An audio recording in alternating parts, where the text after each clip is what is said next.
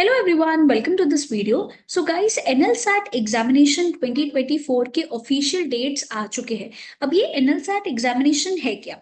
तो गाइस, जैसे देश में आईआईटीज होते हैं, इंजीनियरिंग कॉलेजेस में बेस्ट माने जाते हैं, आईआईएम्स होते हैं, एमबीए कॉलेजेस के लिए बेस्ट माने जाते हैं, वैसे ही हमारे देश में एनएलयूज होते हैं, जिसे हम बोलते हैं नेशनल लॉ यूनिवर्सिटीज। अब ये नेशनल लॉ यूनिवर्सिटीज जो है इसीलिए होती है कि अगर आपको लॉ प्रोग्राम परस्यू करना है, अगर आपको जो है लॉ डिग्री चाहिए, अगर आप एलएलबी परस्यू करना चाहते हो, तो उनमें से जो है सबसे बेस्ट कॉलेजेस आपके लिए बन जाती है नेशनल लॉ यूनिवर्सिटीज। और उसी की टॉप यूनिवर्सिटी जो है वो होती है एनएलयू बैंगलोर। ये सबसे पुरानी एनएलयू है और हमारे देश की टॉप एनएलयू में से जो है जानी जाती है, दैट इज एनएलयू बैंगलोर। अब गाइस, अगर आपको एनएलयू में एडमिशन चाहिए तो यूजुअली आपको जो है क्लैट एग्जामिनेशन देनी पड़ती थी, और ये एग्जामिनेशन देने के बाद आप अपना 5 ईयर एलएलबी कोर्स परस्यू कर सकते हो। बट रिसेंटली एनएलयू बैंगलोर ने एक नया कोर्स लॉन्च किया है, जिससे आप अपना 3 ईयर एलएलबी डिग्री जो है वो परस्यू कर सकते हो एनएलयू बैंगलोर में से। तो ये 3 ईयर एलएलबी प्रोग्राम में जाने के लिए आपको एक एंट्रेंस एग्जाम देनी पड़ती है, that is the national law school admission test, जिसे हम एनएलसैट एग्जामिनेशन 2024, बिकॉज ये 2024 के बारे में हम डिस्कशन कर रहे हैं। तो अगर आपको 3 ईयर एलएलबी डिग्री करना है परस्यू एनएलयू बैंगलोर में से, तो आपको ये entrance exam that is NLSAT examination देनी पड़ती है। अब इस वीडियो में हम लोग देखेंगे कि एग्जाम के डेट्स जो है ये क्या है, आपके लिए क्या क्या इंपॉर्टेंट डेट्स हो जाएंगी, एप्लीकेशन कब से स्टार्ट हो रहा है, लास्ट डेट क्या है, एटसेट्रा। हम देखेंगे कि सिलेबस क्या है जो आपको पढ़ना है, और पेपर पैटर्न क्या होने वाला है इस एंट्रेंस एग्जाम का, हम डिटेल में जानेंगे। साथ ही साथ हम देखेंगे कि एलिजिबिलिटी क्या है इस एग्जाम को अपीयर करने के लिए, मतलब कौन से ऐसे लोग हैं जो इस एंट्रेंस एग्जाम को अपीयर कर सकते हैं। तो चलिए गाइस, सबसे पहले हम एलिजिबिलिटी से स्टार्ट करते हैं कि कौन ये पेपर और टेस्ट के लिए एलिजिबल है। तो फर्स्ट बोला गया है कि बिकॉज ये एक 3 ईयर प्रोग्राम है, तो जो स्टूडेंट्स अपना 3 ईयर एलएलबी एनएलयू बैंगलोर से परस्यू करना चाहते हैं, उनके पास बैचलर्स डिग्री होनी चाहिए। ये बैचलर्स डिग्री कोई भी स्ट्रीम से हो सकती है, आर्ट्स से हो सकती है, कॉमर्स से हो सकती है, साइंस से हो सकती है, ऐसा कोई भी रेस्ट्रिक्शन नहीं है। बट बोला गया है कि मिनिमम परसेंटेज जो है अगर आपके इतने हैं तो ही आप एलिजिबल हो ये एंट्रेंस एग्जाम को अपीयर करने के लिए। तो अगर आप जनरल कैटेगरी को बिलोंग करते हो तो मिनिमम आपको ग्रेजुएशन में 45% चाहिए, एंड अगर आप ओबीसी एससी एसटी कैटेगरी को बिलोंग करते हो तो आपको मिनिमम 40% चाहिए। एंड वो स्टूडेंट्स जो अपना एग्जामिनेशन जो है अभी अपीयर करने वाले हैं, वो अपने फाइनल ईयर में है, उनका सेमेस्टर 6 अभी भी बाकी है, वो स्टूडेंट्स भी एलिजिबल है इस एंट्रेंस एग्जाम को अपीयर करने के लिए। एंड अगर सपोजिंगली मान के चलिए कि आपका ग्रेजुएशन बहुत साल पहले कंप्लीट हो चुका है, और आप अभी जो है डिसाइड कर रहे हो कि मुझे अपना एलएलबी डिग्री जो है एनएलयू बैंगलोर से करना है, तो भी आप एलिजिबल हो, क्योंकि कोई भी मैक्सिमम एज लिमिट जो है वो नहीं है। तो आपकी एज चाहे कोई भी हो, आप एलिजिबल हो इस एग्जाम को देने के लिए, अगर आपके पास बैचलर्स डिग्री है और आपका ये क्राइटेरिया फुलफिल हो रहा है तो। अब यहाँ पे टोटल नंबर ऑफ सीट्स जो आपको एनएलयू ऑफर कर रहा है वो सिर्फ और सिर्फ 120 सीट्स है। अब चलिए समझते हैं कि यहाँ पे इस एंट्रेंस एग्जाम की पेपर पैटर्न क्या होने वाली है। अब गाइस, एग्जाम जो है ये ऑफलाइन मोड में होने वाली है, मतलब कि आपको सेंटर दिया जाएगा, उस सेंटर पे जाके आपको आपकी एग्जामिनेशन अपीयर करनी होगी, और ये एक रिटन एडमिशन टेस्ट होने वाला है। इसमें आपको टोटल 150 मिनट्स जो है वो दिए जाएंगे। पेपर आपका इंग्लिश में ही कंडक्ट होगा, और इसमें जो आपको क्वेश्चंस पूछे जाएंगे वो ऑब्जेक्टिव ऑब्जेक्टिव माने कि एमसीक्यू बेस्ड क्वेश्चंस भी होंगे और सब्जेक्टिव टाइप क्वेश्चंस भी होंगे, मतलब कि आपको रिटन आंसर्स जो है वो लिखने हैं। तो दोनों प्रकार के क्वेश्चंस जो है आपको आएंगे, एमसीक्यू बेस्ड भी आएंगे और सब्जेक्टिव बेस्ड भी आएंगे। तो पूरा पेपर जो है आपका दो हिस्सों में डिवाइडेड है। एक है पार्ट ए, जिसमें आपको ऑब्जेक्टिव सेक्शन पूछा जाएगा, और दूसरा है पार्ट बी, जिसमें आपको सब्जेक्टिव सेक्शन पूछा जाएगा।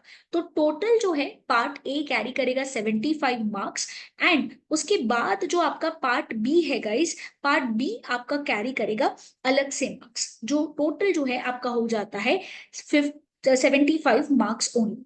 तो चलिए समझते हैं कि यहाँ पे आपको कैसे प्रेपरेशन जो है इन सेक्शंस की करनी है और क्या क्या डिविजन है इन वेटेजेस का। अब जो गाइस पार्ट ए है ऑब्जेक्टिव टाइप ऑफ क्वेश्चंस, इसमें आपको टोटल जो है 75 क्वेश्चंस पूछे जाएंगे। हर एक क्वेश्चन का वेटेज जो है ये 1 मार्क होगा और नेगेटिव मार्किंग भी है।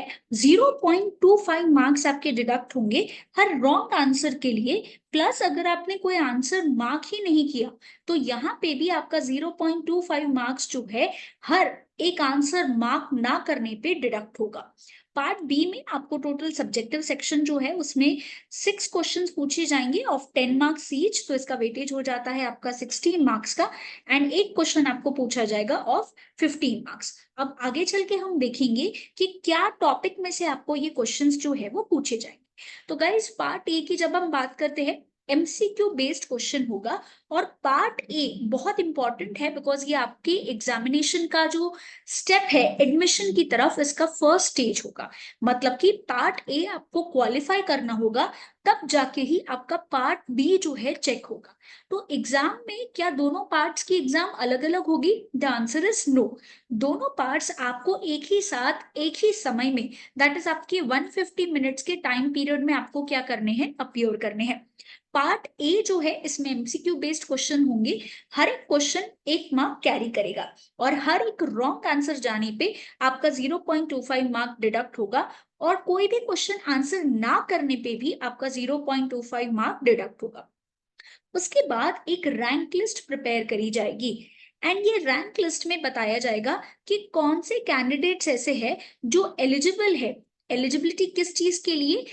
पार्ट बी उनका चेक होगा उस चीज के लिए कौन से स्टूडेंट्स एलिजिबल है। तो एलिजिबल होने के लिए एक चीज बताई गई है कि आपका स्कोर पार्ट ए में 0 से ज्यादा होना चाहिए। और क्या सबके पार्ट बी के पेपर्स चेक होंगे? The answer is no. Part B यहाँ पे बोला गया है कि एक सीट के लिए 5 स्टूडेंट्स का पार्ट बी चेक होगा। मतलब कि फॉर एवरी 1 सीट 5 स्टूडेंट्स का पार्ट बी चेक होगा और फिर उसमें से डिसाइड किया जाएगा कि कौन सा स्टूडेंट जो है वो बेस्ट है। तो दैट इज वाई एक रैंक लिस्ट जो है वो प्रिपेयर करी जाएगी। तो समझते हैं कि होता क्या है। ठीक है, आपने पार्ट ए अपीयर कर दिया। अब पार्ट ए अपीयर करने के बाद देखा जाएगा कि यहाँ पे आपका स्कोर जो है वो कितना है। ठीक है, अब क्या होगा कि पार्ट बी के लिए हर 5 स्टूडेंट्स का पेपर जो है चेक होगा ओनली फॉर 1 सीट। अब पार्ट बी में आपका सब्जेक्टिव क्वेश्चन में जो आपने आंसर्स लिखे हैं वो सारी चीजें चेक होंगी और फिर एक न्यू रैंक लिस्ट क्रिएट किया जाएगा एंड फिर क्यूमुलेटिव परफॉर्मेंस पार्ट ए और पार्ट बी दोनों का कंबाइन करके जो है आपका क्यूमुलेटिव परफॉर्मेंस जो है देखा जाएगा, उसमें टोटल किया जाएगा और उसके बाद एक फाइनल रैंक लिस्ट जो है प्रिपेयर करी जाएगी। अब ये फाइनल रैंक लिस्ट प्रिपेयर कैसे होगी गाइस? यहाँ पे आपको पार्ट ए और पार्ट बी में पहले तो कंडीशन है 0 नहीं होना चाहिए।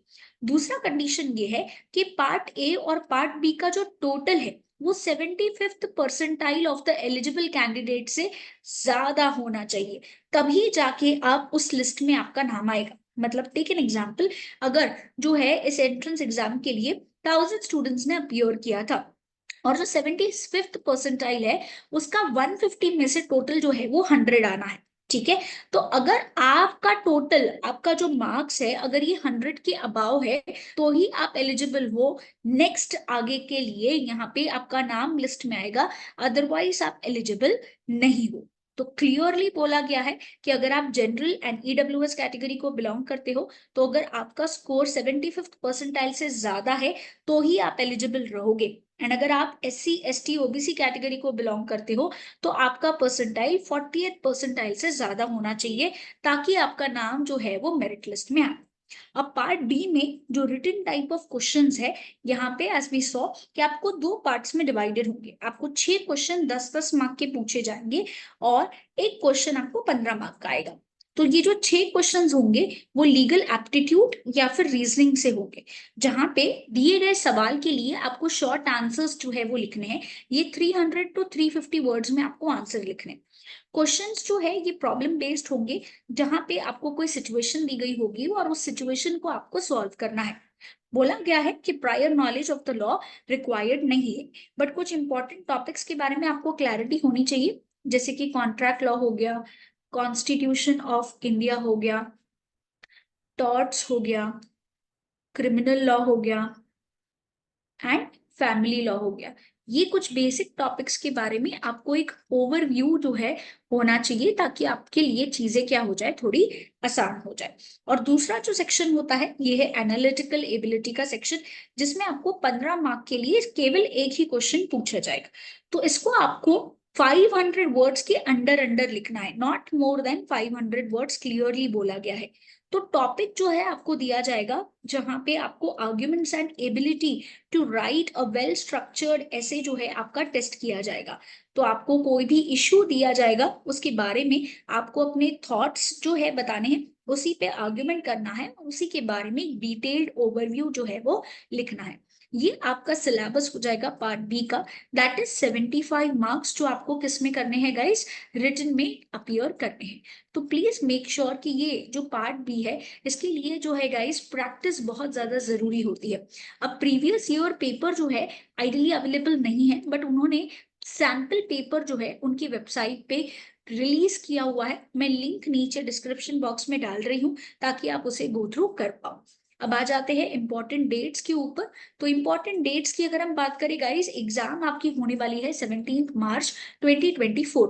टाइमिंग भी आ गया है, 10 AM से लेके 12:30 PM आपका टाइमिंग होने वाला है। तो ये बहुत इंपॉर्टेंट डे होगा, आपको यहाँ पे ये डेट दिमाग में रखनी है, बिकॉज आपको आपका एग्जाम डेट पता चल गया है। तो आइडियली आपके पास अगर हम देखें तो 2.5 मंथ्स ही है आपकी प्रेपरेशन करने के लिए। So you have to make sure कि आप अपनी प्रैक्टिस बहुत प्लानिंग के साथ जो है वो कर रहे हो। एप्लीकेशन स्टार्ट हो गया है 29 दिसंबर से, एंड लास्ट डेट है एप्लीकेशन का 24 फरवरी 2024। एप्लीकेशन फीस अगर आप जनरल कैटेगरी को बिलोंग करते हो तो 2500 है। अगर आप SC ST OBC या EWS कैटेगरी को बिलोंग करते हो तो आपकी एप्लीकेशन फीस 2000 रुपीज है। फाइनल मेरिट लिस्ट मतलब कि A और B, पार्ट A और B के बाद जो फाइनल मेरिट लिस्ट बनेगा, उसका पब्लिकेशन होगा मई 2024 को। एंड आपका जो एकेडमिक ईयर है, आपका जो LLB का जो फर्स्ट एकेडमिक ईयर है, ये 1 जुलाई 2024 से स्टार्ट हो जाएगा। अब हम देखते हैं कि फीस स्ट्रक्चर क्या होने वाला है NLU का। तो आपको जो है टोटल पर एनम फीस जो है वो है आपकी 2,81,000 रुपीज, और ये उसका फिर बाइफर्केशन दिया हुआ है। साथ ही साथ कुछ डिपॉजिट्स भी जो है मांगी गई है। एंड अपार्ट फ्रॉम दैट, जो फाइनल आपका डिपॉजिट्स के साथ जो फाइनल अमाउंट बनता है, वो आपका SC ST कैटेगरी के लिए होता है 2,96,500, एंड जनरल कैटेगरी के लिए होता है 3,01,000 रुपीज। सो बिकॉज ये एग्जामिनेशन जो है एक बहुत कॉम्पिटिटिव एग्जाम है, NLU बैंगलोर कंडक्ट कर रहा है, दैट इज वाई आपको प्रेपरेशन जो है वो बहुत अच्छे से करनी है। बिकॉज ये कोर्स कंप्लीट होने के बाद आपको बहुत जो है करियर अपॉर्चुनिटीज मिलेगी। ये एक बार काउंसिल ऑफ इंडिया के द्वारा रिकॉग्नाइज्ड कोर्स है। तो ये कंप्लीट होने के बाद आप अपना लीगल प्रैक्टिस कर सकते हो। लीगल प्रैक्टिस मतलब आप एज एन एडवोकेट प्रैक्टिस कर सकते हो। काफी सारे बच्चे NLU बैंगलोर एक one of the top universities है इंडिया की, तो यहाँ से बच्चे जजेस बनते हैं, लीडिंग लॉयर्स बनते हैं। अगर आपको सिविल सर्विस में काम करना है, NGOs के साथ, इंटरनेशनल ऑर्गेनाइजेशंस के साथ काम करना है, तो आपको यहाँ पे करियर अपॉर्चुनिटीज बहुत अच्छी मिलती है। साथ ही साथ अगर आप कॉर्पोरेट लॉ में जाना चाहते हो, तो काफी सारे कॉर्पोरेट हाउसेस जो है यहाँ पे ही प्लेसमेंट्स करते हैं। मतलब उसकी कॉलेज की प्लेसमेंट्स जो है गाइस, ये बहुत ज्यादा क्या है, अच्छी है। अपार्ट फ्रॉम दैट, अगर आप चाहो तो अपने पूरे नॉलेज को एक्सपांड कर सकते हो, और यहाँ पे गाइडेंस जो है ये आपको एक्सपर्ट फैकल्टीज प्रोवाइड करते हैं। इसीलिए ये one of the competitive course जो है वो माना जाता है। तो अगर आपको किसी भी तरीके का एग्जामिनेशन के रिलेटेड डाउट है गाइस, तो आप हमें कांटेक्ट कर सकते हो। BA2CARE एक एंट्रेंस एग्जाम स्पेशलिस्ट है, जो आपको लॉ एंट्रेंस एग्जाम्स की प्रेपरेशन करवाता है। अब हमारी जो ब्रांचेस है वो है घाटकोपर, डोंबिवली एंड दादर में सिचुएटेड है। हम ऑनलाइन लेक्चर्स भी प्रोवाइड करते हैं for various law entrance exam. तो आप जो है हमें नंबर पे कांटेक्ट कर सकते हो, या फिर हमारे ब्रांच को भी विजिट कर सकते हो। BA2CARE आपको classroom, live class, recorded lecture, books, ebooks and test pack facilities provide करता है। So that's it guys, do like this video and share this video with your friends as well, जो law entrance exam की तैयारी कर रहे हैं।